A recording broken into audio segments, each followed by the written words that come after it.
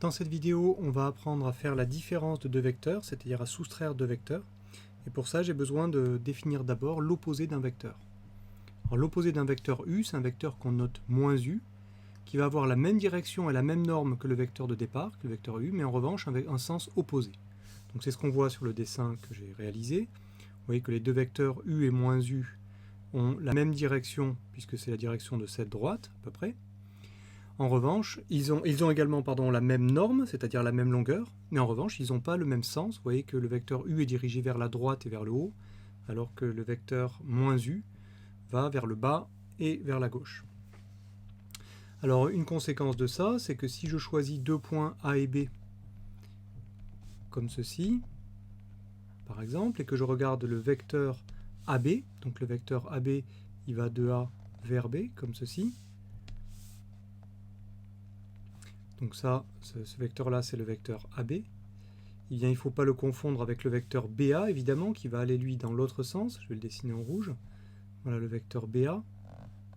Hop, je vais prendre la règle. Donc le vecteur BA, lui, il va comme ça.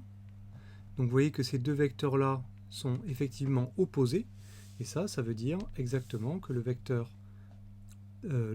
BA, hop là, le vecteur BA, c'est l'opposé du vecteur AB, c'est-à-dire moins le vecteur AB.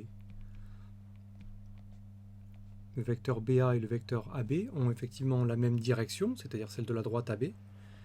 Une norme égale, c'est-à-dire que si j'enlève les flèches, je peux dire que la longueur BA est égale à la longueur AB, donc les deux vecteurs ont la même norme, le vecteur BA et le vecteur AB ont la même norme.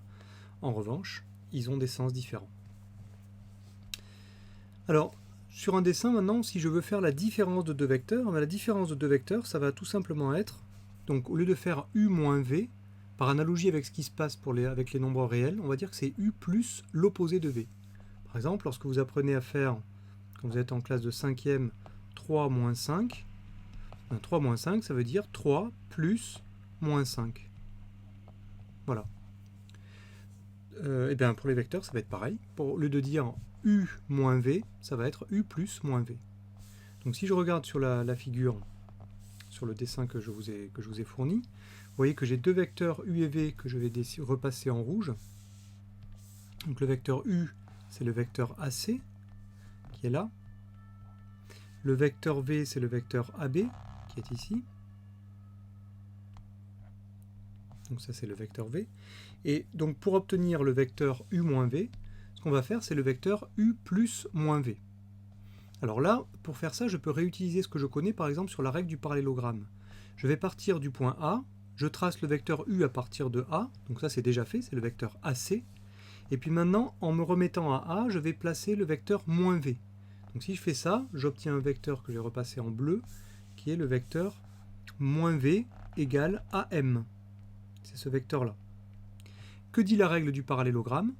Si je veux ajouter u et moins v, qui ont tous les deux la même origine A, eh bien c'est le vecteur AN tel que AMNC soit un parallélogramme. Ici sur la figure, AMNC est un parallélogramme.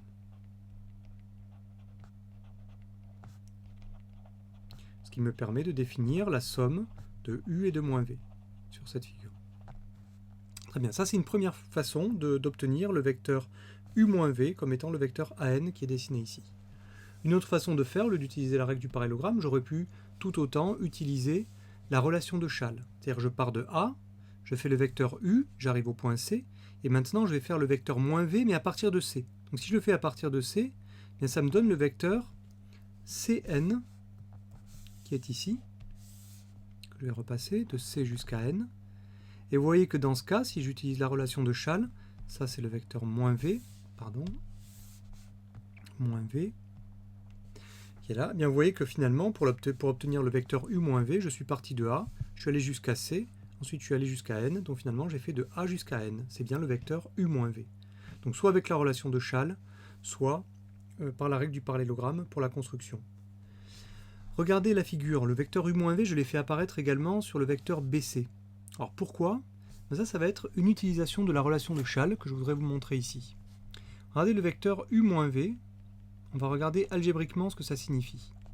Donc le vecteur u, c'est le vecteur AC sur ma figure. Et le vecteur V, c'est le vecteur AB.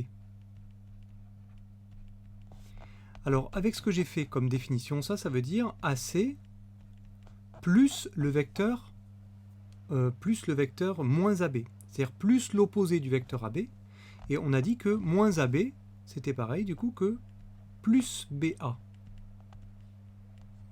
Donc ici, j'ai utilisé la formule qui est ici. Je peux remplacer l'opposé d'un vecteur par le vecteur qui est formé en intervertissant les lettres, c'est-à-dire l'origine et l'extrémité du vecteur de départ. Donc c'est ce que j'ai fait. Moins AB, c'est pareil que BA.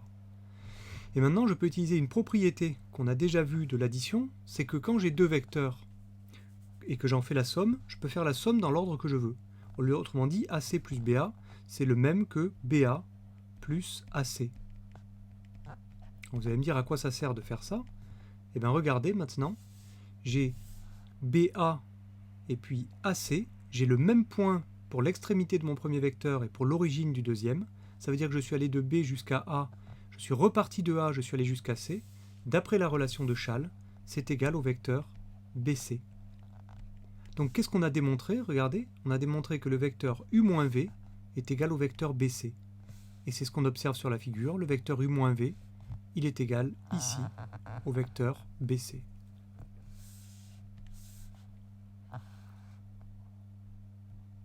Voilà le vecteur U-V. En conclusion, on a donc ABCN qui est un parallélogramme, puisque vous voyez que le vecteur U-V apparaît à la fois pour le vecteur BC et pour le vecteur AN. En fait, on le savait déjà, puisque le vecteur AB et le vecteur NC étaient égaux, tous les deux au vecteur V.